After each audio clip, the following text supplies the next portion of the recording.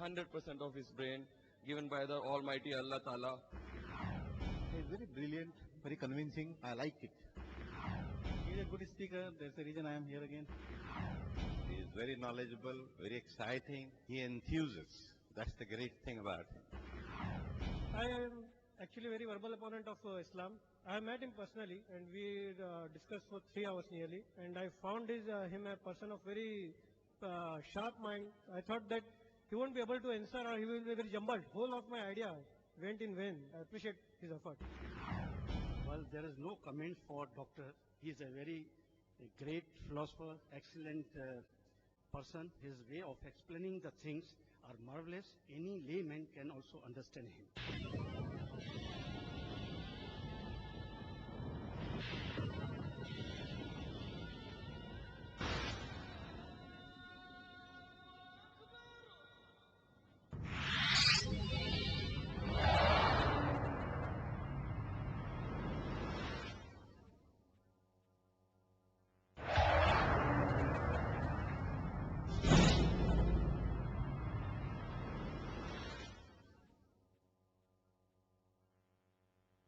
Bismillahir Rahmanir Rahim. We begin the program with the recitation from the Holy Quran by Qari Rehan Ghalib, followed by its English translation by Brother Ashraf Muhammadi.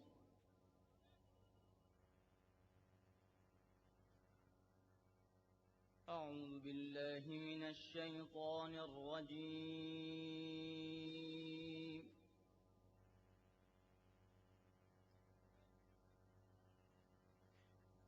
بسم الله الرحمن الرحيم.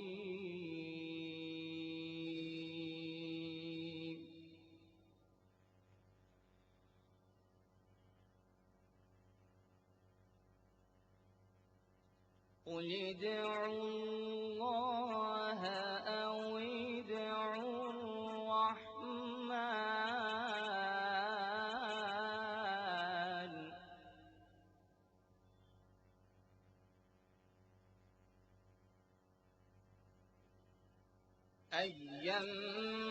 أيما تدعوا فله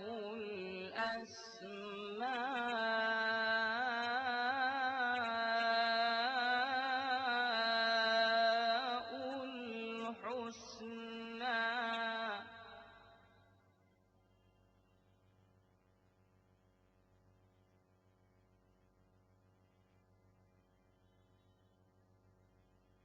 هو الله الذي لا إله إلا هو.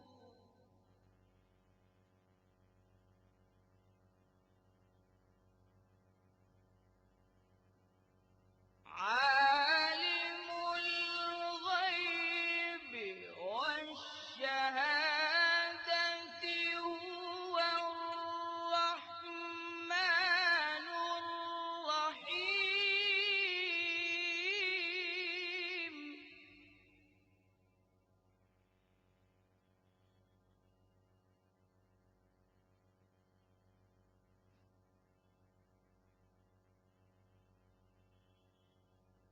هو الله الذي لا إله إلا هو. عالم الغيب والشهادة هو الرحمن الرحيم.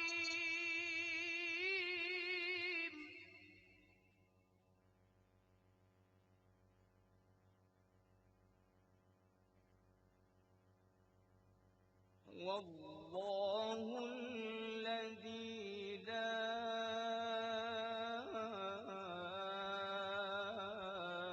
إله إلا هو الملك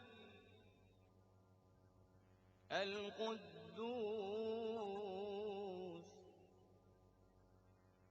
السلام المؤمن المهيمن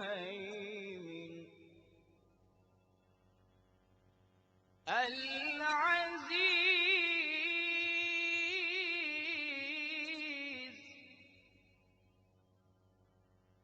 الجبار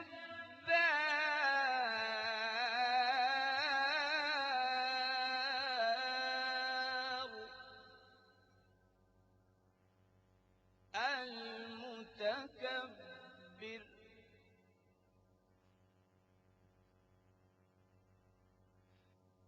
هو الله الذي لا إله إلا هو الملك القدوس السلام المؤمن المهيمن العزيز الجبار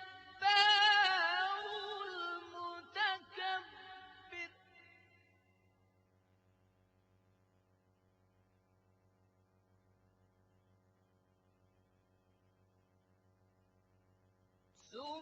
سبحان الله عما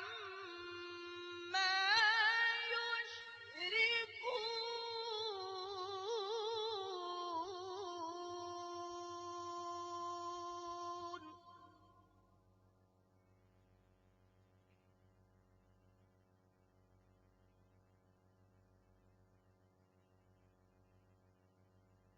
هو الله الخالق البارئ المصور له الأسماء الحسنى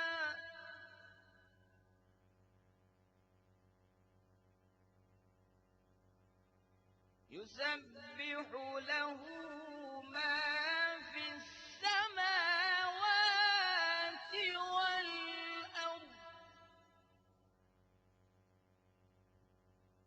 وهو العزيز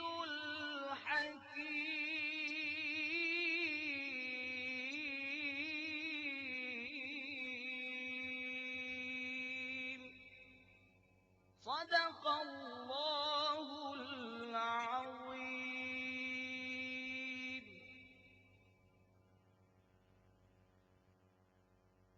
The translation from Surah Isra, chapter 17, verse 110. I seek refuge with Allah from Satan the accursed. In the name of Allah, most gracious, most merciful.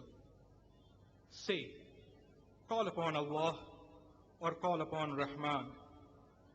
By whatever name you call upon him, it is well. For to him belong the most beautiful names. The translation from Surah Al-Hashr, chapter 59, verses 22 to 24. Allah is He, than whom there is no other God, who knows all things, both secret and open. He, most gracious, most merciful. Allah is He, than whom there is no other God, the Sovereign, the Holy One, the source of peace and perfection, the guardian of faith, the preserver of safety, the exalted in might, the irresistible, the supreme. Glory to Allah. High is He.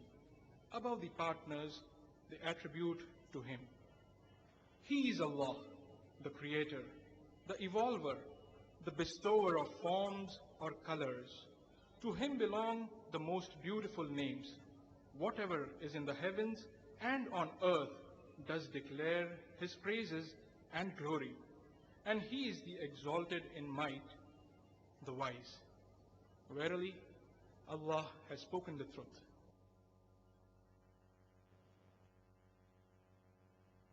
Now we have the recitation from the Holy Vedas by Pandit Neeraj Shastri, Pandit Chandrapal Shastri, and Pandit Hariom Shastri. All three are from the Arya Samaj, Mumbai.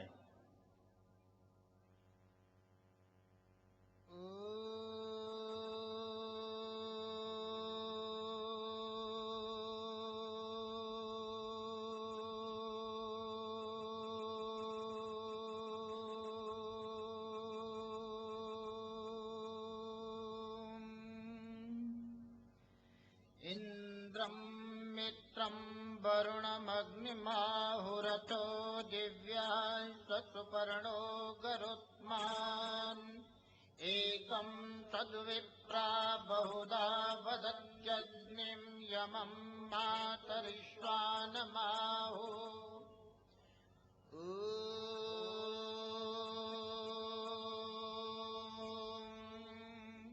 ईशावास्यमेरगं सर्वं यत्किञ्च जगत्यां जगत् तेन त्यक्तेन भुञ्जेथामागृधा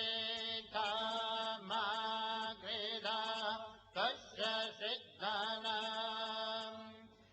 विश्व की शांति की कामना।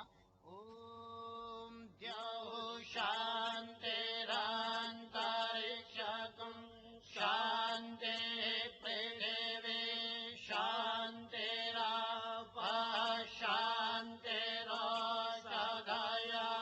शान्तिः वनस्पतयः शान्तिर्विश्वे देवाः शान्तिर्ब्रह्म शान्तिः सर्वगं शान्तिः शान्तिरेव शान्तिः सामा शान्तिरेधे। ॐ शान्तिः शान्तिः शान्तिः। ऋग्वेद यजुर्वेद के मंत्रों का मनुष्य मात्र के कल्याण के लिए परमेश्वर ने जो ध्यान दिया उसको हमने आपके सामने मंत्रों को प्रस्तुत किया। धन्यवाद। ओम। Thank you. The translation by Brother Ashraf Mohammadi. Verses recited by the priests. The translation of two of these verses is in front of you. The first set of shlokas were from Rig Veda, Book 1, Hymn 164, Mantra 46. It reads, God is one, but the wise call him by various names to denote his different attributes. They call him Indra, God of supreme power or Lord of the world; Mitra, the friend of all; Varuna, the most desirable supreme being; Agni, the all-knowing supreme leader; Divya, the shining one; and Garutman, the mighty universal spirit. The Rishis describe the one being in various ways, calling him Agni, self-refulgent one; Yama, the ordainer of the world; and Matarishwan, the life energy of the universe. The next shlok was from Yajurved, chapter 40, verse 1. It says, enveloped by the Lord must be this, each thing that moves on earth. With that renounced, enjoy yourself, covet not wealth of any man. Thank you. Dear brothers and sisters, Assalamu alaikum. May peace be on you. I, Dr. Muhammad Naik, am your host and coordinator for this evening's program. I welcome each one of you to this momentous event. An event with a difference. The difference being similarities. Similarities between Hinduism and Islam. It's perhaps for the first time in the history of modern India that we are holding a talk of such vital relevance. A talk that attempts to bring to common terms the followers of these great nations to major religions, Hinduism and Islam. An educative talk that will try to dispel misconceptions and promote understanding about the common teachings of Hinduism and Islam. My school principal had once told me, the law of the jungle is kill or be killed. But the law of life is live and let live. It's a tragedy. So many of us choose to live by the law of the jungle. We choose blind hate over compassion and understanding.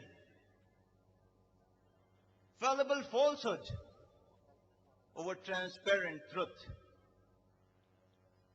It's sad we cannot live together amicably many a times. Understand our similarities. Learn to live with our differences. No wonder somebody once remarked, men will wrangle for religion, fight for it, die for it, anything but live for it. Tonight, like brothers in humanity, let's learn to live and let live. But this is possible only if we understand each other's perspectives, beliefs, and religions. Surprisingly, both Hinduism with its 850 million followers and Islam with its 1,300 million followers remain mysteries in the minds of many. Tonight, we have before us the internationally acclaimed orator on comparative religion, Dr. Zakir Naik. Dr. Zakir is a medical doctor.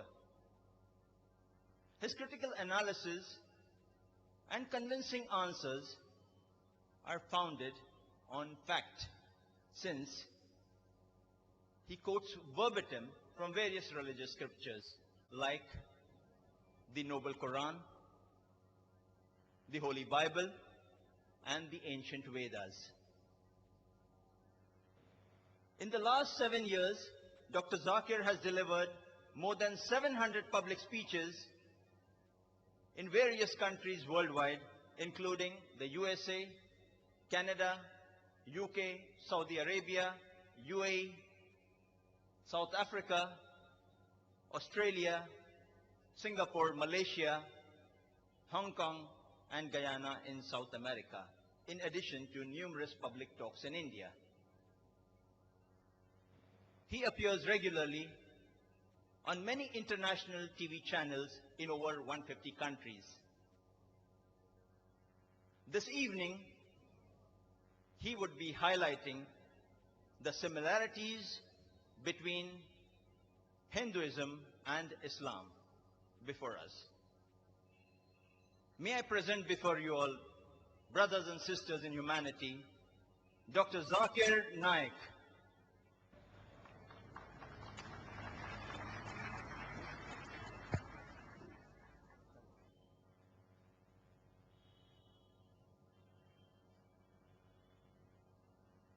Alhamdulillah. Wassalatu wassalam. Ala Rasulillah. Wa ala ali ashabi ajmain. Amma ba'd. أعوذ بالله من الشيطان الرجيم بسم الله الرحمن الرحيم قل يا أهل الكتاب تعالوا إلى كلمة سواء بيننا وبينكم ألا نعبد إلا الله ولا نشرك به شيئا ولا يتخذ بعضنا بعضا أربابا من دون الله فإن تولوا فقولوا اشهدوا بأننا مسلمون رب اشرح لي صدري ويسر لي أمري واحلل عقدة من لساني يفقهوا قولي. My respected elders and my dear brothers and sisters, I welcome all of you with the Islamic greetings. Assalamu alaikum wa rahmatullahi wa barakatuh. May peace, mercy and blessings of Allah subhanahu wa ta'ala, of Almighty God, be on all of you. The topic of this evening's talk is similarities between Hinduism and Islam. I started my talk by quoting a verse from the glorious Quran, from Surah Al-Imran, chapter number 3, verse number 64, which says, Kul ya ahlal kitab, say, O people of the book, ta'alaw ila kalmatin sawa'in baynana baynakum, come to common terms as between us and you. Which is the first term? Allah na'budu illallah, that we worship none but one Almighty God. Wala nushrika bihi shay'an, that we associate no partners with Him. Wala yattakhidha ba'duna ba'dan arbaban min dunillah, that we erect not among ourselves lords and patrons other than Allah. Fa'in tawallaw, if then they turn back, faqulu shadu, say ye bear witness, bi anna muslimun, that we are Muslims bowing our will to Allah subhanahu wa ta'ala. This verse, though it specifically refers to the Ahl Kitab, the Jews and Christians, in general it can be used for people of different faiths. And according to me, it is the best verse that can be used while speaking with different kinds of people. It says, Ta'alaw ila kalmatin sawa'in baynana baynakum, come to common terms as between us and you. Which is the first term? Allah na'budu illallah, that we worship none but one Almighty God. Wala nushrika bihi shay'an, that we associate no partners with Him. Wala yattakhidha ba'duna ba'dan arbaban min dunillah, that we erect not among ourselves lords and patrons other than one Almighty God. It is not appropriate to try and understand a particular religion by trying to observe the followers of that religion. Because many a times, the followers, they themselves are not aware about the teaching of their religion. Therefore, the best and the most appropriate method of trying to understand a religion is to try to understand the authentic sources of that religion, the authentic scriptures of that religion. If you have to understand Hinduism, you have to try and understand the sacred scriptures of Hinduism. The most sacred are the Vedas.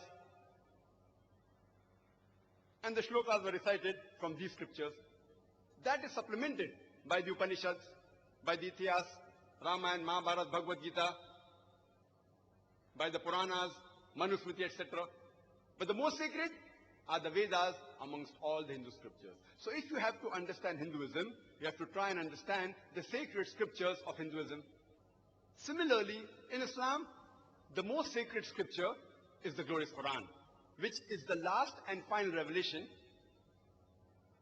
of Allah subhanahu wa ta'ala, of Almighty God, which was revealed to the last and final messenger, Prophet Muhammad, peace be upon him. It is supplemented with the authentic hadith, the sayings and the traditions of Prophet Muhammad, peace be upon him. So if you have to understand Islam, you have to try and understand the glorious Quran and the authentic hadith of the Prophet. I would like to give the definitions of the word Hinduism and Islam. Let's understand the definition of the word Hindu. Hindu is a geographical definition which refers to the people living beyond the river Sindhu, or the people living in the land watered by river Indus. According to historians, this word Hindu was first used by the Persians when they came to India through the northwestern passes of Himalaya. It was also used by the Arabs. According to the Encyclopedia of Religion and Ethics, it is mentioned in volume number 6, reference number 699, that the word Hindu is not found in any of the Indian literatures or scriptures before the advent of the Muslims to India. And according to Pandit Jawaharlal Nehru, who wrote the book Discovery of India, on page number 70.75 he writes that the earliest occurrence of this word Hindu can be traced to a tantric of 8th century CE. This is the first time the word Hindu was used was in the 8th century in the Christian era in a tantric, in a scripture. And it was used to describe the people. It was never used for describing the followers of a particular religion. Its relationship to religion is of late occurrence. The word Hinduism is derived from the word Hindu, and it was first time used by the Englishmen, by the Westerners, by the Britishers to describe a group of beliefs and faiths of the people of India.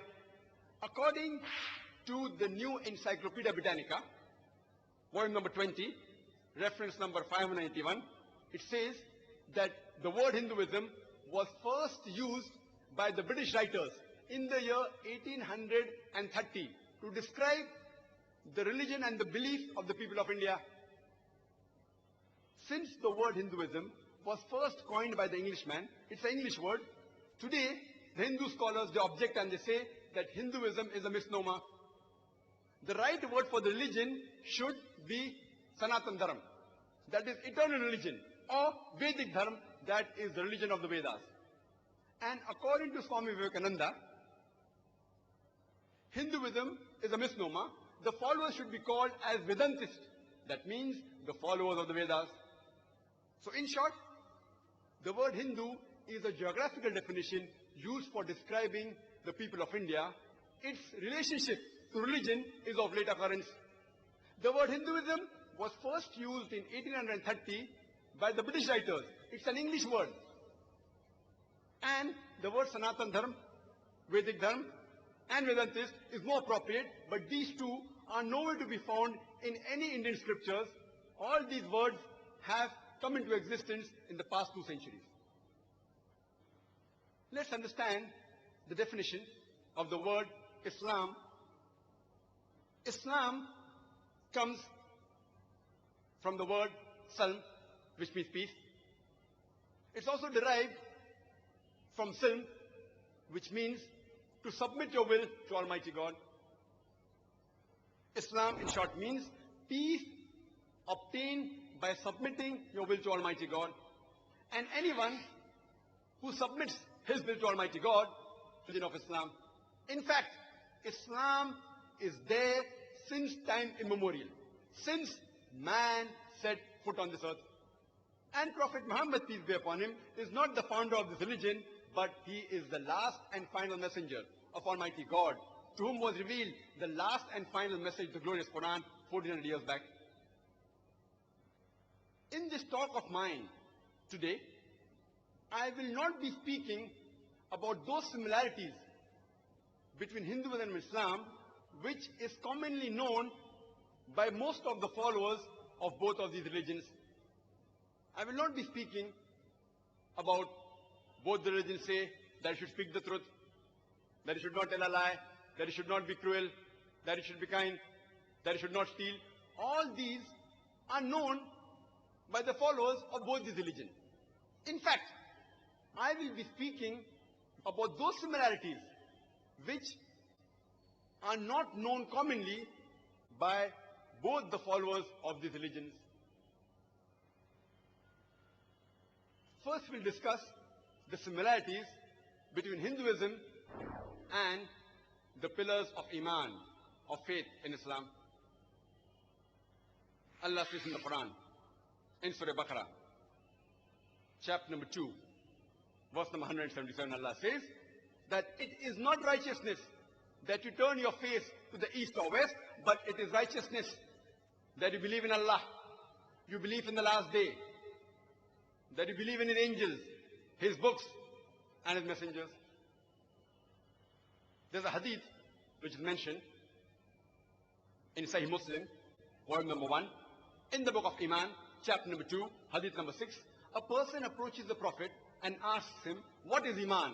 And the Prophet replies, Iman is believing in Allah, in God, in his angels, his books, his meeting, his messengers, in the resurrection, that's life after death, and in Qadar, that is destiny. So basically, there are 6 pillars of Iman in Islam. The first is believing in God. Second is believing in his angels. Third is believing in his books. Fourth is believing in his messengers. Fifth is believing in resurrection, that is hereafter, that is life after death. And sixth is believing in Qadar, that is destiny. First we'll discuss what Hinduism has to say about the first pillar, concept of God. If you ask a common Hindu that how many gods does he believe in? Some may say 3, some may say 10, some may say 100, some may say 1,000, while others will say 33 crores, 330 million. But if you ask this question to a learned Hindu who's well versed with the scriptures, he will tell you that the Hindus should actually believe and worship only one Almighty God. But the common Hindu, he believes in a philosophy known as pantheism. The common Hindu believes that everything is God. The tree is God, the sun is God, the moon is God, the human being is God, the snake is God. What we Muslims believe, that everything is God's, G-O-D with an apostrophe S. Everything belongs to God. The tree belongs to God, the sun belongs to God, the moon belongs to God, the human being belongs to God, the snake belongs to God. So the major difference between the Hindus and the Muslims is, the common Hindu says that everything is God, we Muslims say everything is God's, G-O-D with an apostrophe S. The major difference is the apostrophe S. If we can solve this difference of apostrophe S, the Hindus and the Muslims will be united. How do we do it? As the Quran says, تَعَالَوْا إِلَىٰ كَلْمَةٍ سَوَاءٍ بَيْنَ بَيْنَكُمْ. Come to common terms as in us and you. Which is the first term? Allah na'budu illallah. That we believe in only one Almighty God. Let us try and understand what the Hindu scriptures have to say about Almighty God. It is mentioned in the Chandogya Upanishad, chapter number 6, section number 2, verse number 1. It says, Ikkam evidityam. It's a Sanskrit quotation, which means God is only one, without a second. It is mentioned in the Shetashvatara Upanishad, chapter number 6, verse number 9. Nachasya kasij janita nachadipa. Of him, there are no parents. He has got no lords. Almighty God has got no mother. He has got no father. He has got no master. He has got no superior. It's mentioned in the Shetashvatara Upanishad, chapter number 4, verse number 19. Na tasya pratima asti. Of him, there is no likeness. It's further mentioned in the Shetashvatara Upanishad, chapter number 4, verse number 20, that his form cannot be seen. No one can see him with the eyes. Amongst all the Hindu scriptures, the most widely read and the most popular is the Bhagavad Gita. It's mentioned in Bhagavad Gita, chapter number 7, verse number 20. All those whose intelligence has been stolen by material desires, they worship demigods. Which means, all materialistic people, they worship demigods. That is the false gods besides the one true Almighty God. It's further mentioned in Bhagavad Gita, chapter number 10, verse number 3, that he who knows me as the unborn, the beginningless, the supreme Lord of all the worlds. Amongst the Hindu scriptures, the most sacred are the Vedas. It's mentioned in the Yajurveda, chapter number 32, verse number 3, Na tasya pratima asti. Of him, there are no images. Almighty God has got no images. And further says that he is unborn. He alone should be worshipped. It's mentioned in Yajurveda, chapter number 40, verse number 8, that Almighty God is imageless and pure. It's mentioned in Yajurved, chapter number 40, verse number 9. Andhatma pravishanti ya asambhuti mupaste. Andhatma means darkness. Pravishanti means entering. And asambhuti means the natural things like fire, water, air. It means they are entering darkness, those who worship the natural things like fire, water, air. And the verse continues, they are entering more in darkness, those who worship the created things like table, chair, idols, etc. Who says that? Yajurved, chapter number 40, verse number 9. It's further mentioned in the Atharva Ved, book number 20, hymn number 58, verse number 3. Dev Maha Asi. Verily great is Almighty God. And amongst the Hindu scriptures, the most sacred are the Rig Ved. It is mentioned in Rig Ved, book number 1, hymn number 164, verse number 46, the shlokas which were recited by the respected Pandits. It says, Ekkam Sat Vipra Bahuda Vedante. Ekkam Sat Vipra Bahuda Vedante. Which means, truth is one, God is one. Sages call him by various names. And the same message repeated in Rig Ved, book number 10, hymn number 114, verse number 5, that God is one, but sages call him by a variety of names.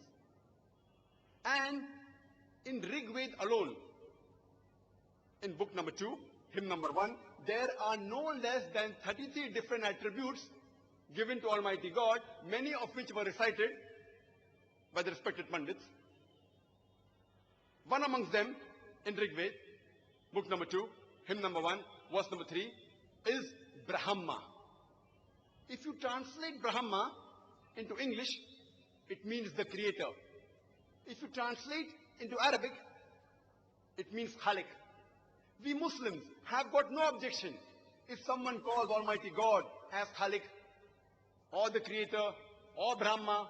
But if someone says Brahma is Almighty God, who has got 4 heads, and on each head is a crown, we Muslims take strong exception to it. Moreover, you are going against Shetashvatara Upanishad, chapter number 4, verse number 19, which says, Na tasya pratima asti.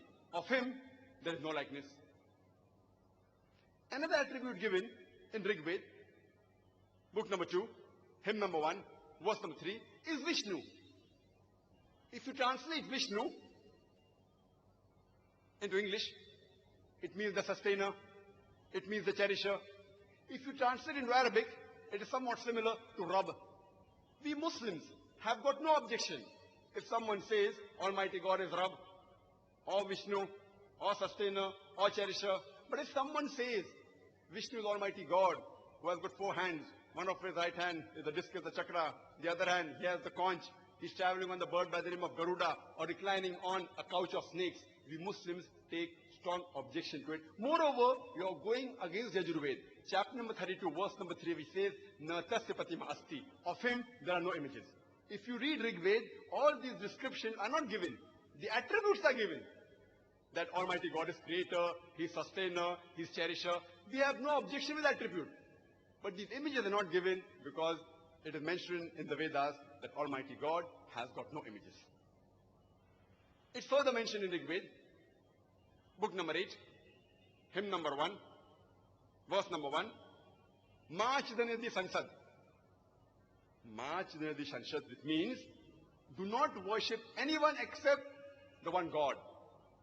It's mentioned in Rig Ved, book number 6, hymn number 45, verse number 16.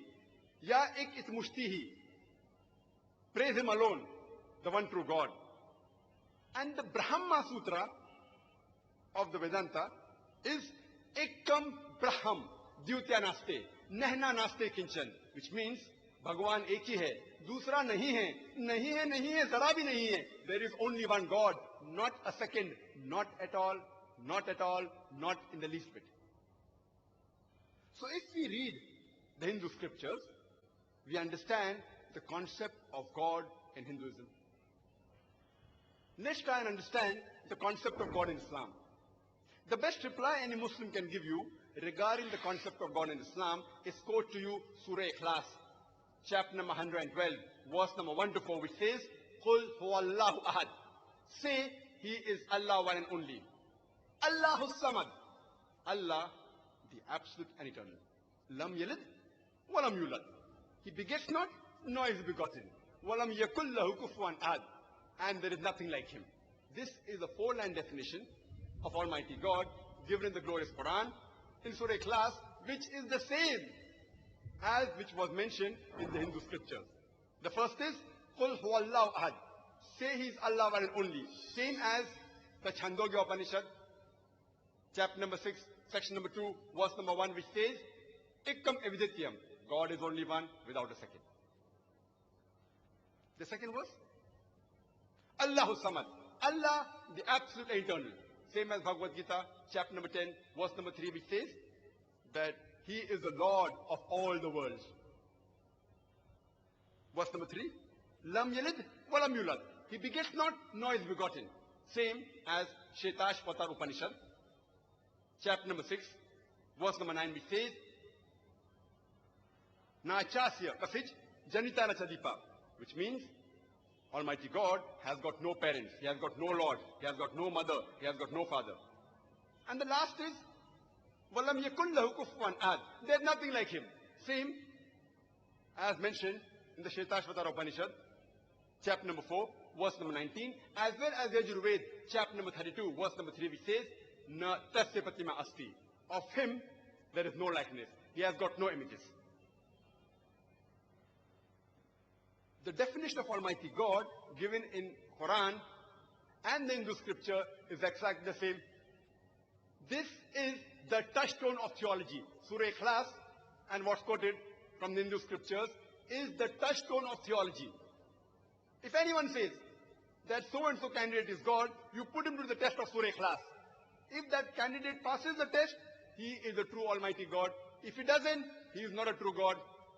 For example, some people say that Bhagwan Rajneesh, he is Almighty God. There was a Hindu brother of ours, during question answer time, once he said that we Hindus don't agree Bhagwan Rajneesh is God. I know that. I never said that Hindus say Bhagwan Rajneesh is God. I said some people say that Bhagwan Rajneesh is God. I've read the Hindu scriptures. Nowhere do the Hindu scriptures say that Bhagwan Rajneesh is God. But there are many people who have converted from different religions and now they say that Bhagwan Rajneesh is God. Let us put Bhagwan Rajneesh to the test of Surah Ikhlas and the test of the Hindu scriptures. The first is, Qul huwallahu ahad. Say it Allah one and only. Ekkam evidityam. There's only one God without a second. Is Rajneesh one and only? Is he the only man who has claimed divinity? There are many who have claimed divinity, especially in this country of ours. There are thousands of men who have claimed divinity. He's not the only one. But a Rajneesh Bhakti will say, no, he's unique, he's the only one. Let's go to the next test. Allahu Samad. Allah, the absolute and eternal. Was Rajneesh absolute and eternal? We know from his biography that he was suffering from asthma, from diabetes, from chronic backache. Imagine Almighty God suffering from asthma, from diabetes, from chronic backache. Third test is, Lam yalid, walam yulad. He begets not, nor is begotten. Same as Chandogya Upanishad, chapter number 6, section number 2, verse number 1. Nachasya kasij janita nachadipa. Of him, there are no parents, no mother, no father. We know Rajneesh had a father and mother. He was born in the state of Madhya Pradesh. In 1981, he goes to America and takes thousands of Americans for a ride. And in the state of Oregon, he starts his town known as Rajneeshpuram. Later on, the American government, they arrest him and they put him behind bars. And he claims that the American government gave me slow poisoning in the jail. Imagine Almighty God being slow poisoned. And later on in 1985, the American government, they kick him out of the country. He comes back to India and in the city of Pune, he restarts his center, which is today known as the Osho Commune. And if you go to Pune and visit the center of the Osho Commune, it is mentioned on his tombstone, Bhagwan Rajneesh, Osho Rajneesh, never born, never died, but visited the earth from the 11th of December 1931 to the 19th of January 1990. Never born, never died, but visited the earth from the 11th of December 1931 to the 19th of January 1990. Never born, never died. They forgot to mention on his tombstone that he was not given visas to 21 different countries of the world. Imagine Almighty God coming in this world to visit the world, and he requires visas to visit different countries. And the Archbishop of Greece said, if you don't remove Rajneesh out of this country, we'll burn his house and the house of his disciples. And the last test, وَلَمْ يَكُلْ لَهُ كُفُوًا أَحَدٌ. There's nothing like him. It's so stringent that no one besides the true Almighty God can pass. The moment you can compare God to anyone in this world, in this universe, he is not God. وَلَمْ يَكُلْ لَهُ كُفُوًا أَحَدٌ. We know Rajneesh. He was a human being like us. Had 2 eyes, 1 nose, 2 hands, 2 legs, had a white beard. The moment you can compare God to anything in this world, he is not God. وَلَمْ يَكُلْ لَهُ كُفُوًا أَحَدٌ. For example, if someone says that Almighty God is 1,000 times stronger than Arnold Schwarzenegger. You might have heard the name of Arnold Schwarzenegger, the person who got the title Mr. Universe, Mr. World, the strongest man in the world, the strongest man in the universe.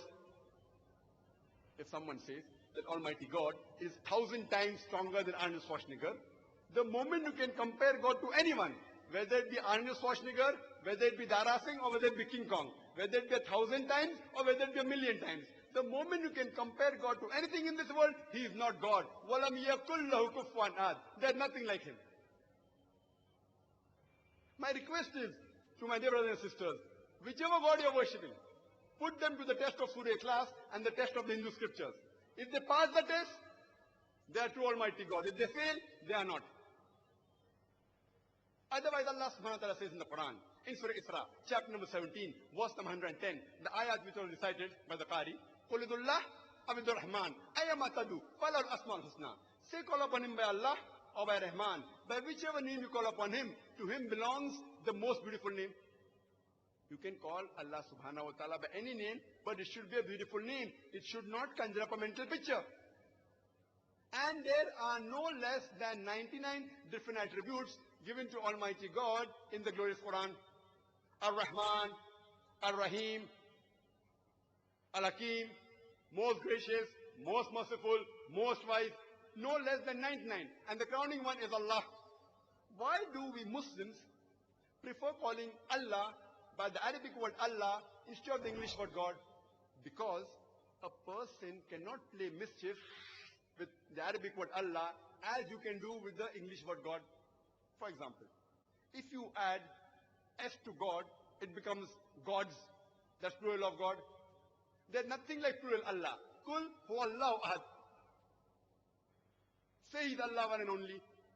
If you add D-E-S-S to God, it becomes goddess, meaning a female God. There's nothing like male Allah or female Allah. Allah has got no gender. He is unique. If you add father to God, it becomes Godfather. He's my Godfather. He's my guardian. There's nothing like Allah Father or Allah Abba in Islam. If you add mother to God, it becomes Godmother. There's nothing like Allah Ammi or Allah Mother in Islam. Allah is a unique word. If you add tin before God, it becomes tin God, meaning fake God. There's nothing like tin Allah in Islam. That's the reason we Muslims, we prefer calling Allah by the Arabic word Allah instead of the English word God. But if there are some Muslims who, while speaking with the non-Muslims about Allah subhanahu wa ta'ala, these non-Muslims may not know the concept of Allah, so if they use the word God instead of Allah like how I'm doing today, there's no problem. But I'd like to remind that God is not the appropriate translation of the Arabic word Allah. And this word Allah is mentioned in all the sacred scriptures of the major world religion, including Hinduism. It's mentioned in Rig Veda, book number 2, hymn number 1, verse number 11. He's referred as Ilah, or Allah, meaning God. Allah subhanahu wa ta'ala is also mentioned by name in Rig Veda, book number 3, hymn number 30, verse number 10, as well as Rig Veda, book number 9, hymn number 67, verse number 30. He has been mentioned by name as Allah in several verses of the Vedas. Let's try and understand the second pillar of Iman, that is the angels. As far as Hinduism is concerned, there is no particular concept of angels in Hinduism, but Hinduism, they have certain superhuman beings which do work which a normal human being can't do. In Islam, angels are created by Allah subhanahu wa ta'ala, Almighty God. And they are created from light. They do not have a free will of their own. They obey all the commandments of Allah subhanahu wa ta'ala. And they have been appointed certain duties. For example, Archangel Gabriel, he has been appointed to get the revelations from Allah subhanahu wa ta'ala to the messengers of Almighty God. Let's discuss the third pillar of Iman, that is the books. First we'll discuss the books in Hinduism. The books in Hinduism are divided into two broad categories, the Shrutis and the Smritis. The Shruti means something which is revealed, which is heard, which is perceived, which is understood. The Shrutis, by the Hindu scholars, they are considered to be of divine origin, to be the word of God. And they are the most superior. They are divided into the Vedas and the Upanishads. The word Veda is derived from Sanskrit word Vid, which means knowledge. So Vedas means knowledge par excellence.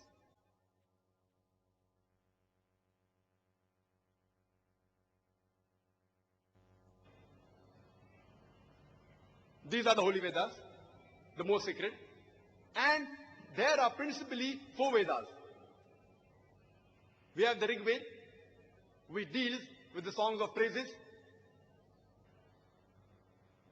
We have the Yajurveda, which deals with the sacrificial formula. We have the Samveda, which deals with melody. And the Atharva Veda, which deals with magical formulas. Vedas are the most authentic and the most sacred among the Hindu scriptures. And these Vedas, the exact date when they were written or when they were revealed is not known. According to Swami Dayananda Saraswati of Arya Samaj, he says that the Vedas are 1,310 million years old. But according to the majority of the scholars, they say that the Vedas are approximately 4,000 years old. The exact date is not known. To whom it was revealed or who compiled it is not known. Where it came into existence the first time in the world, it's not known. But yet, the Vedas are considered to be of divine origin, the word of God, and they are the most sacred amongst all the Hindu scriptures. Next we have the Upanishads. There are more than 200 Upanishads, but our Indian culture puts a figure of approximately 108. And there are some important Upanishads. Some say 10, some say 12, some say 18. This Upanishad, which is translated by Radhakrishnan, he says there are 18 principal Upanishads. Next, we have the Smritis. Smriti means memory, that which is remembered. And these Smritis, they are less authentic, less sacred as compared to the Shrutis, the Vedas and Upanishads. And they are not of divine origin. The Hindu scholars say they have been written by men for the guidance of the human being, how a life should be led. They are also referred as the Dharma Shastra. Among the Smriti, we have the Itihas, the epics. We have the two great epics, Ramayana and Mahabharata. Ramayana is an epic which deals with the story of Sri Ram, which most of us Indians, we are aware of it. Then we have the Mahabharata. Mahabharata talks about a feud between the cousins, the Pandavas and the Kauravas. It also deals with the story of Shri Krishna, and all of us are aware about the story of Mahabharata. Then we have the Bhagavad Gita. It is an advice given by Shri Krishna to Arjun in the battlefield, and it is a part of Mahabharata. It contains 18 chapters from the Bhishma Parva of Mahabharata, from chapter number 25 to chapter number 42. It contains totally 18 chapters. Next, amongst the Hindu scriptures, we have the Puranas. We deal with the stories of deities, the creation of the universe. It is compiled into 18 voluminous parts by Maharishi Vyas. And most important among the Puranas is the Bhavishya Purana. This is the Bhavishya Purana, which talks about the future. There are various other scriptures of the Hindus. We cannot name all. Another one is the Manusmriti, the laws of the Hindus, which are written by Manu. So in short, these are the scriptures, the books of Hinduism. But the major are the Vedas. If anything contradicts with the Vedas should be followed. They are the most sacred amongst all the Hindu scriptures, and they are considered to be of divine origin. Let's discuss the books in Islam. It's mentioned in Surah Ra'd, chapter number 13, verse number 38. It says, وَلِكُلِّ أَجْلٍ كِتَابٍ. In every age have we sent a revelation. There were several revelations sent by Almighty God on this earth. But the last and final revelation is the glorious Quran. And it is the most sacred amongst all the Islamic scriptures. It was revealed to the last and final messenger, Prophet Muhammad, peace be upon him, 1400 years ago. It was revealed in Arabic. And Allah says in the Quran, in Surah Shu'ara, chapter number 26, verse number 196, that it is assuredly mentioned in the revealed books of the previous people. That means Quran is mentioned in the revealed books of all the previous people. The other sacred books are the authentic hadith, the traditions and the sayings of the last and final messenger, Prophet Muhammad, peace be upon him. These are supplementary to the Quran. They are a commentary of the Quran. They will never conflict with the Quran. They will never overrule the Quran. This is Sahih Bukhari, which is one of the authentic books, the sayings of the Prophet.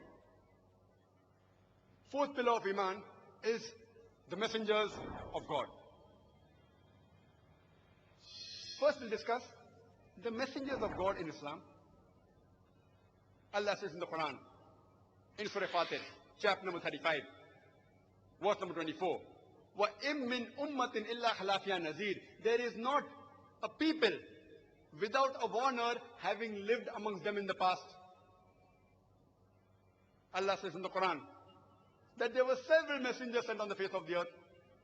He also says in Surah Ahzab, chapter number 33, verse number 40, مَا كَانَ مُحَمَّدٌ أَبَا أَحَدٍ مِّن رِجَالِكُمْ وَلَٰكِنَّ رَسُولَ اللَّهِ وَخَاتَمَ النَّبِيِّينَ وَكَانَ اللَّهُ بِكُلِّ شَيْءٍ عَلِيمًا.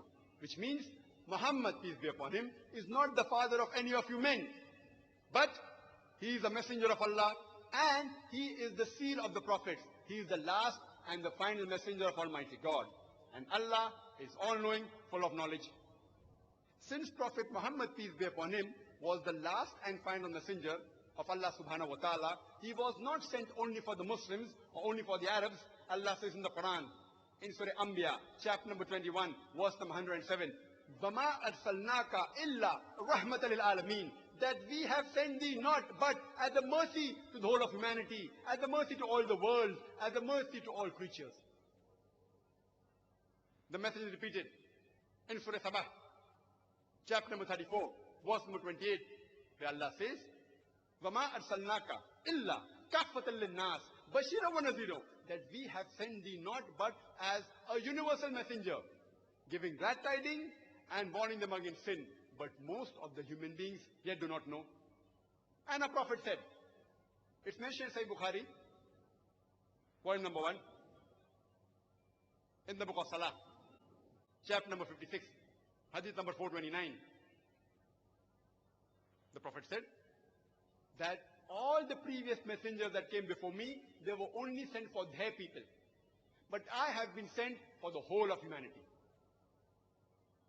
Let's discuss the concept of messengers in Hinduism.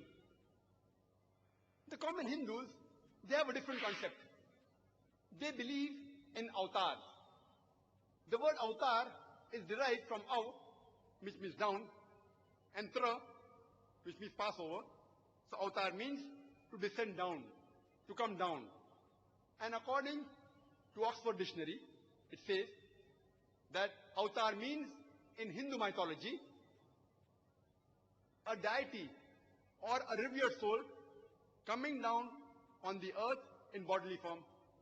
The common Hindus, they believe that avatar means Almighty God coming on this earth as a human being. And this concept they derive from Bhagavad Gita, chapter number 4, verse number 7 and 8, which says, Yada yada hi dharmasya glanir bhavati bharata abhyutaranam dharmasya tatatmanam shrajamaham. It's a very common verse. We hear it on the television in the serial of Mahabharata, which means that whenever there is decay of religion, O Bharata, and rise of unrighteousness, I manifest myself, verse number 8 says, to protect the good and for the destruction of the evil, and to establish righteousness. I will be born in every age. Sambhavami yuge yuge. I will be born in every age. This message is also repeated in the Bhagavad Purana, Khand 9, Adhyay 24, Shloka 56. It says that whenever there is decay of righteousness and rise of sinfulness, I incarnate myself. But this concept of avatar, which most of the common Hindus believe in, it is nowhere to be found in the Vedas, the most sacred amongst all the Hindu scriptures. Therefore, the scholars of Veda, they say that the concept of avatar, as believed by the common Hindu, is different. Because avatar is a Sanskrit word which is possessive of Almighty God. It doesn't mean God Almighty has come himself down. It is possessive. Therefore, it refers to a man who Almighty God has sent. And if you read the Vedas, nowhere in the Vedas is the concept of avatar present. But the Vedas speak about saintly men, about rishis who Almighty God has sent to guide the humankind. This is exactly same as the Islamic concept that Almighty God chooses a man amongst men and communicates with them on a higher level. And these men who Allah has sent to guide the human beings are called as messengers or prophets of Almighty God. So if you consider the Vedic concept, it is similar to the Islamic concept that Almighty God has sent chosen men who we call as prophets or messengers. Let's discuss what do the Hindu scriptures have to speak about the last and final prophet, the Antim Rishi. It's mentioned in the Bhavishya Purana, Parva 3, Khanda 3, Adhyay 3, Shlokas 10 to 27. It says that the Malechas have spoiled the land of the Arabs. There is an enemy who's causing mischief. I will send a man by the name of Muhammad to defeat these enemies and to guide the people. O Raja, you need not go to the foolish land of Pishachas. I, with my grace, will purify you here. A person of injured disposition comes to Raja and says, Arya Dharma will prevail in the world. The religion of truth will prevail in the world. I have been sent by Ishwar Paramatma, and my followers will be those who will be circumcised, who will not have a shendi, a tail on the head. They will grow a beard. They will create a revolution. They will give the call for prayers. They will eat all lawful things, but will not eat the flesh of swine. They will not be purified by herbs or shrubs, but will be purified by warfare. They will be called Musalmans. They will be a creed of meat eaters. Now this prophecy, if you analyze, refers to no one but the last and final messenger, Prophet Muhammad, peace be upon him. It says that the enemies will be defeated by a man called as Muhammad. His name is mentioned, peace be upon him. And he will guide the people. And we know Prophet Muhammad sallallahu alaihi wasallam led the Arabs from darkness to light. It further says that the followers of this prophet, referring to the Muslims, they will be people who are circumcised. They will not have a tail on the head. They will grow a beard. They will create a revolution. They will give the call for prayer, that the azan. They will eat all lawful things, but will not eat the flesh of swine. They will not be purified by herbs and shrubs, but by warfare. They will be called Musalmans. They will be a community of meat eaters. All these prophesied no one but Prophet Muhammad, peace be upon him, and his followers, the Muslims. Prophet Muhammad, peace be upon him, has been prophesied in several places in Bhavishya Purana. Time doesn't permit us to go into the details. I'll just give a reference of a couple. He's prophesied in Bhavishya Purana, Parva 3, Khanda 3, Adhyay 3, Shlokas 5 to 8. He's also prophesied in Bhavishya Purana, Parva 3, Khand 1, Adhyay 3, Shlokas 21 to 23. The Prophet Muhammad has even been prophesied in several places in the Atharva Ved. It's mentioned in Atharva Ved, book number 20, hymn number 127, Shlokas 1 to 14. These are called as the Kuntub Suktas. Kuntub in Sanskrit means the hidden glands in the abdomen. Referring to the meanings of the shlokas are hidden, they will be known later on. Due to shortage of time, we'll just discuss the first four in brief. The first mantra says, he will be Narashansa. He will be Kaurama.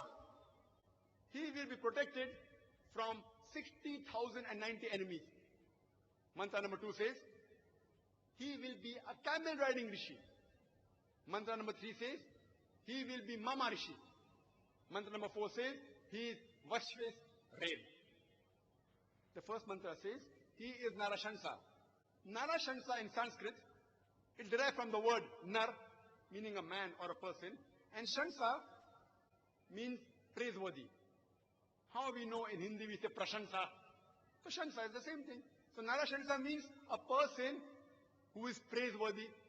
And if you translate Muhammad, peace be upon him, from Arabic to English, it means the praiseworthy. So Narashansa is the Sanskrit translation of the Arabic word Muhammad, peace be upon him. The first mantra further says, he is Kaurama. One of the meaning of Kaurama, it means the Prince of Peace. And the Prophet Muhammad, peace be upon him, was the Prince of Peace. The other meaning of Kaurama is an immigrant. And the Prophet migrated from Makkah to Medina. And the verse also says, he will defeat 60,090 enemies. And we know the population of Makkah, that was against Prophet Muhammad sallallahu alaihi wasallam, was approximately 60,000. Mantra number 2 says, he will be a camel riding Rishi, indicating he will not be an Indian Rishi, he will not be a Brahmin. Because Manusmriti, chapter number 11, verse number 202 says, a Brahmin cannot ride a camel or an ass. So this means it cannot be Indian Rishi, it cannot be a Brahmin, it has to be a foreign Rishi, a foreigner.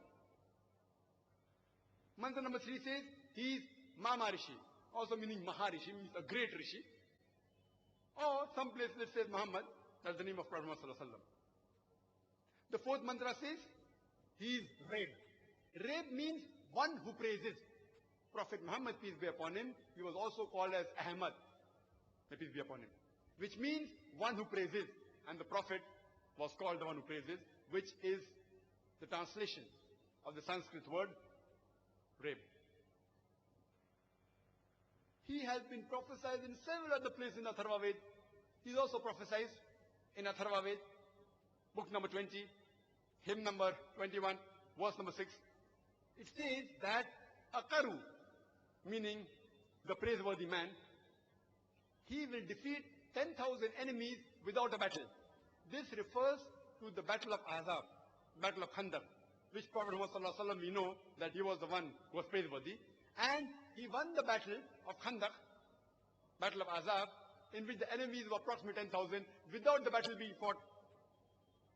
He's also prophesied in Atharva Ved, book number 20, hymn number 21, verse number 7, saying that the Abandhu, by God's help, will defeat 20 chiefs. Abandhu means an orphan. It also means one who praises. Both of this refer to Prophet Muhammad sallallahu alaihi wasallam. And he will defeat 20 chiefs. We know from history that approximately in Makkah, there were approximately 20 tribes. So Prophet Muhammad sallallahu alaihi wasallam, he won the battle of Makkah and defeated all these 20 chiefs. Prophet Muhammad sallallahu alaihi wasallam is even prophesied in Rig Ved, book number 1, hymn number 53, verse number 9. The same prophecy, but the word is changed. It's called as Sushrama. And Sushrama again means one who praises. The translation of the word Muhammad sallallahu alaihi wasallam. The Prophet Muhammad, peace be upon him, is also prophesied in the Psalm Ved in Agni Mantra number 64. It says that he will not be fed by his mother. His mother will not breastfeed him. And after that, he'll become a prophet. And we know it was Arab custom that the children are normally breastfed by the wet nurse. And Prophet Muhammad sallallahu alaihi wasallam, he was breastfed by Halima. May Allah be pleased with her. There are various prophecies of Prophet Muhammad, peace be upon him, in several places in the Vedas. He is also prophesied in Psalm Ved, in Uttarchik, mantra number 1500. It says that Ahmad will be given the eternal law. Ahmad, as I mentioned earlier, is another name for Prophet Muhammad sallallahu alaihi wasallam, meaning one who praises. He will be given the eternal law, referring to the Quran. Psalm Ved says he has been given the eternal law. But since Ahmad is a non-Sanskrit word, the translators could not understand what is the meaning of Ahmad. So they broke the word into eh and miti. And now they translate as I alone. So it means I alone have been given eternal law. So we read the translation, it says, I alone have been given the eternal law. But actually it should read as Ahmad has been given the eternal law. And Prophet Muhammad sallallahu alaihi wasallam has been prophesied as Ahmad in several places in the Vedas. He's also prophesied in the Vedas, in Psalm Ved, in Indra, mantra number 152. He's prophesied in Yajurved, chapter number 31, verse number 18. He's prophesied in Rig Ved, book number 8, hymn number 6, verse number 10. In Atharva Ved, book number 8, hymn number 5, verse number 16. In Atharva Ved, book number 20, hymn number 126, verse number 14. In several places, he has been prophesied as Ahmad, which was another name of Prophet Muhammad sallallahu alaihi wasallam, the one who praises. Furthermore, the last and final messenger has been prophesied as Narashansa in several places in the Vedas. As I mentioned earlier, Narashansa is derived from the word Nar, meaning a person or man, and Shansa, as Prashansa, means the praiseworthy. A man who's praiseworthy, which is exactly the translation of the Arabic word Muhammad. Prophet Muhammad, peace be upon him, has been prophesied as Narashansa, as Muhammad, peace be upon him, in several places in the Vedas. He's prophesied in Rig Ved, book number 1, hymn number 13, verse number 3. In Rig Ved, book number 1, hymn number 18, verse number 9. In Rig Ved, book number 1, hymn number 106, verse number 4. In Rig Ved, book number 1, hymn number 142, verse number 3. In Rig Ved, book number 2, hymn number 3, verse number 2. In Rig Ved, book number 5, hymn number 5, verse number 2. In Rig Ved, book number 7, hymn number 2, verse number 2. In Rig Ved, book number 10, hymn number 64, verse number 3. In Rig Ved, book number 10, hymn number 182, verse number 2. In Yajurved, chapter number 20, verse number 37. Yajurved, chapter number 20, verse number 57. Yajurved, chapter number 21, verse number 31. Yajurved, chapter number 21, verse number 55. Yajurved, chapter number 28, verse number 2. Yajurved, chapter number 28, verse number 19. Yajurved, chapter number 28, verse number 42. You can keep on quoting only references. He's been mentioned as Narashansa in several places in the Vedas. You can only give a talk for several hours together about Prophet Muhammad, peace be upon him, mentioned in the Hindu scriptures. I'll just mention another one last prophecy. He has been prophesied as the Kalki Avatar, the final Avatar, the Antim Rishi. It's mentioned in the Puranas about the Kalki Avatar, about his coming. It's mentioned in the Bhagavata Purana, Khand 12, Adhyay 2, Shlokas 18 to 20. It says that in the house of Vishnu Yash, the revered priest, Brahman priest, of the village of Sambhala will be born the Kalki Avatar. It further says that he will be Lord of the worlds and he will have unsurpassed qualities and character. He will be given specially 8 criteria. And he will be given by the angels a steed horse, a fleet horse. And he will ride a white horse with the sword in his hand.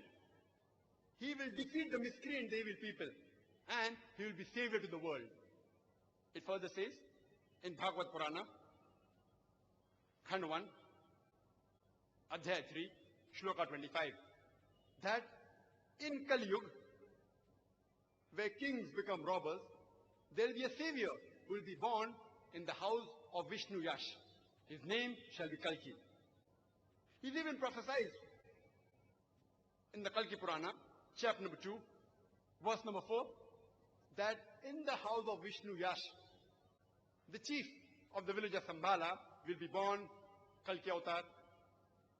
Kalki Purana, chapter number 2, verse number 5 says that he will, along with 4 companions, defeat the evil people. Kalki Purana, chapter number 2, verse number 7 says that he will be held by the angels in the battlefield. Kalki Purana, chapter number 2, verse number 11 says that in the house of Vishnu Yash, in the womb of Sumati, the Kalki Avatar will be born. And further says in Kalki Purana, chapter number 2, verse number 15, that he will be born on the 12th of the first half of the month of Madhav. Now all these prophecies refer to no one but the last and final messenger, Prophet Muhammad sallallahu alaihi wasallam. Point number 1, he will be born in the house of Vishnu Yash. That means his father's name will be Vishnu Yash. And we know that the name of the father of Prophet Muhammad sallallahu alaihi wasallam was Abdullah. Vishnu Yash means the follower, the obedient of Vishnu. And Abdullah means the obedient, the worshipper of Almighty God. His mother's name will be Sumati. Sumati in Sanskrit means one who's peaceful. And the name of Prophet Muhammad sallallahu alaihi wasallam's mother was Amina, which also means peaceful. It says he will be born in the village by the name of Sambhala. Sambhala in Arabic means a place which is of peace and security. And we know Prophet Muhammad sallallahu alaihi wasallam, he was born in Makkah, which is also called as Darul Aman, which means a place of security and peace. It further says that he will be born in the house of the chief of Sambhala. And we know Prophet Muhammad sallallahu alaihi wasallam was born in the house of the chief of Makkah. It further says he will be born on the 12th day of the first half of the month of Madhav. And we know that Prophet Muhammad sallallahu alaihi wasallam, he was born on the 12th of the first half of the month of Rabi Awwal. It further says that the Kalki Avatar, he will be an Antim Rishi, the last Rishi. And we know Prophet Muhammad sallallahu alaihi wasallam, he was the last and final messenger of Allah subhanahu wa ta'ala, as is mentioned in Surah Ahzab, chapter 33, verse number 40. It further says that he will receive guidance from Parshuram in the mountain, and then he'll go towards the north and come back. We know he received the first guidance through Archangel Gabriel in Gara Hira, in Jabal Nur, that is the mountain of light. And later he migrated from Makkah, that is northwards, and he comes back to Makkah later. It further says that he will have qualities which are unsurpassed in character, as Allah says in the Quran, in chapter number 68, verse number 4, it says that verily thou art standing on the highest standard of character. Thou art standing on the highest standard of character. It further says that this Kalki Avatar will be given 8 special qualities, referring to he will be wise, he'll have self-control, he'll have respectable lineage, he will also have revealed knowledge, he'll have valor and strength, he will have measured speech, he will have the qualities of being charitable, and he will also be very kind. All these 8 criteria and characteristics refer to no one but the last and final messenger, Prophet Muhammad, peace be upon him. It fits his character exactly. It further says that Prophet Muhammad, peace be upon him, he will be given the steed horse by Shiva. And we know Prophet Muhammad sallallahu alaihi wasallam was given the Burak by Almighty God, by which he went to Mi'raj, the ascension to heaven. It further says he will ride a white horse and will have the sword in the right hand. We know that Prophet Muhammad sallallahu alaihi wasallam, he took part in most of the battles, most of which were in self-defense. He took active part, he even rode the horse and had the sword in the right hand. It further says that he will be a savior of humankind, as Allah says in the Quran, in Surah Fatir, chapter number 35, verse number 24, and Surah Sabah, chapter number 34, verse number 28. It says, وَمَا أَرْسَلْنَاكَ, that we have sent thee not, but as a mercy to the whole of humankind. And he has been sent as a guidance to the whole humankind. But most of the men yet do not know. He's also said that he will guide the people to the right path. And we know Muhammad sallallahu alaihi wasallam, it was the days of Yawm al-Jahiliyyah, and he guided them from darkness to light. It further says that he will be supported by 4 companions who will spread the message. And we know the 4 companions mentioned refer to Hazrat Abu Bakr, Hazrat Umar, Hazrat Usman, and Hazrat Ali, may Allah be pleased with them all. And it further says that he will be helped by the angels in the battlefield. And we know in the battle of Badr, angels helped Prophet Muhammad sallallahu alaihi wasallam to win the battle. It's mentioned in the Quran, in Surah Al-Imran, chapter number 3, verse 123 and 125. It's also mentioned in chapter number 8, verse number 8 and 9. These prophecies undoubtedly refer to no one but the last and final messenger, Prophet Muhammad, peace be upon him. He's been referred as the last Rishi, Antim Rishi, the last and final messenger, Prophet Muhammad, peace be upon him. Let's discuss the 5th pillar of Iman, that is believing in life after death, believing in the hereafter. First we'll discuss life after death in Hinduism. The common Hindu, he believes in the cycle of birth, death and rebirth, known as samsara, the theory of reincarnation. And this theory of reincarnation says that Almighty God has created different people in different ways. Some are born rich, some are born poor, some are born healthy, some are born with some congenital defect. So how could God be unjust in making different people born different ways? So they came out with the theory of samsara, also known as theory of reincarnation or transmigration of soul, based on the verse of Bhagavad Gita, chapter number 4, verse number 22, which says, whenever a person changes his clothes and wears new clothes, it is somewhat similar, like a soul gives away the body and enters new body. It believes in the theory of karma. The actions that you do are the karma. If you do good actions, you will be rewarded in this world or the hereafter. If you do bad actions, you will get a punishment. They also believe in the theory of dharma. Dharma means a person should live life according to the guidance of Almighty God. If you do good dharma, then your karma also will be good. And they believe in moksha. That means free from the cycle of birth, death, and rebirth. If you analyze that this concept of transmigration of soul or samsara is nowhere mentioned in the Vedas. What the Vedas speak is about the Punarjanam. Punar means next or again. Janam means life. So Punarjanam means next life or life again. It doesn't mean life, death and life again. It's not cycle of birth, death and rebirth. It's only next life or life again. So the Hindu scholars who believe in the Vedas, they say that the concept of transmigration of soul was never mentioned in the Vedas. It came into existence later on.